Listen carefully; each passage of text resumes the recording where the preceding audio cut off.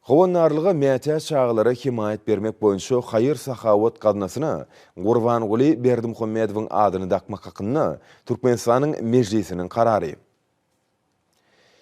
Berkarar döwletimiziň bagtyarlyk döwrüni Türkmenistan döwletimiz sagdyrlygyň we ruh welentligiň ýurdy.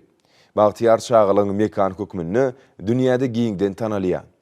Geljegimiz bolan ýaş nesillerimiziň akyl, beden we ruh taýdyny kadyl düşünüp etmek bardaky aladalaryň ählisi Türkmenistanyň prezidenti hormatly Gurbanguly Berdimuhammedowyň ady we alyp barýan insanperwer işler bilen aýrylmaz baglanyşlydyr.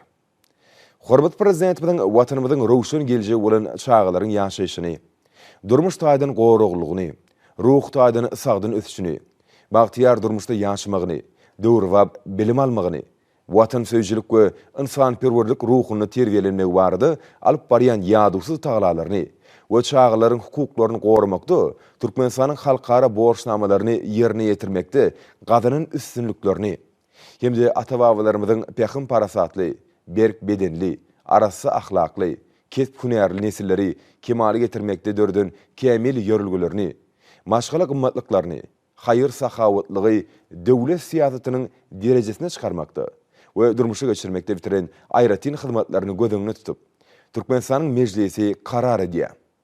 Howannarlyga mätäç çağılary himayet bermek boýunça hayır sahawat gadnasyna Türkmenistanyň prezidenti Gurbanguly Berdimuhammedowyň adyny dakmaly.